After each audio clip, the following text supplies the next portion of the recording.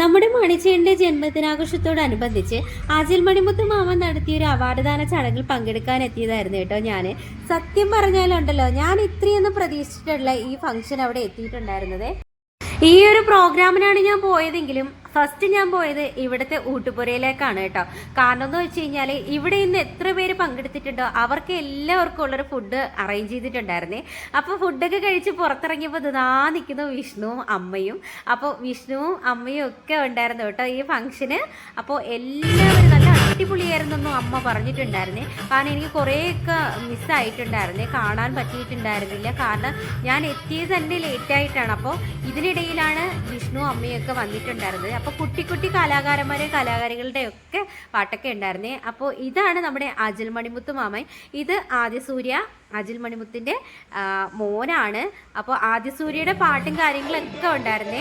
എനിക്ക് തോന്നുന്നു ആദ്യസൂര്യ ഒരു KG ലെവലിലൊക്കെ പഠിക്കുമ്പോൾ തന്നെ പാട്ടും കാര്യങ്ങളൊക്കെ പാടാറുണ്ടായിരുന്നു കേട്ടോ. അപ്പോൾ ഇപ്പോൾ കുറച്ചും കൂടി ബെറ്ററാക്കി അവൻ്റെ പാട്ടെല്ലാം അടിപൊളിയായിട്ട് പാടിയിട്ടുണ്ടായിരുന്നു കേട്ടോ.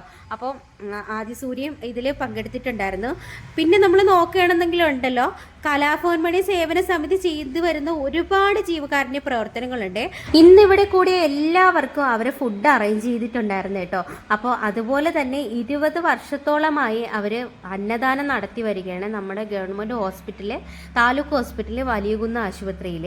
അപ്പോൾ അന്നദാനം ചെയ്യുന്നുണ്ട് അവർ, വൃദ്ധമന്ദിരം ചെയ്യുന്നുണ്ട്, ക്യാൻസർ പേഷ്യൻസിന് ധനസഹായം ചെയ്യുന്നുണ്ട്. അതുപോലെ തന്നെ തെരുവിൽ ഉപേക്ഷിക്കപ്പെട്ട് സംരക്ഷിക്കാൻ ആരോരുമില്ലാത്തവരെ അവർ അനാഥാലയത്തിൻ്റെ പേരിൽ സംരക്ഷിക്കുന്നുണ്ട്.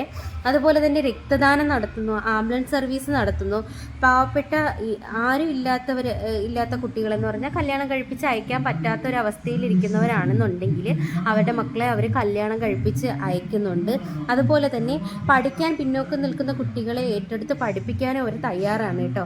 അതുപോലെ തന്നെയാണ് അടുത്തൊരു പ്ലാൻ അവർ ചെയ്തിട്ടുണ്ട്, അമ്മയ്ക്കൊരു മണിവീടെന്നും പറഞ്ഞൊരു പദ്ധതി. അപ്പോൾ അതൊക്കെ ഇനി ഒരുപാട് മൊമെൻറ്റസും കാര്യങ്ങളൊക്കെ ഉണ്ടായിരുന്നു. ഞാൻ എന്തായാലും ഇറങ്ങി കേട്ടോ, എനിക്ക് ഒട്ടും വയ്യായിരുന്നു. അപ്പോൾ ഇന്നത്തേക്ക് ഇത്രയേ ഉള്ളൂ. ടാറ്റ.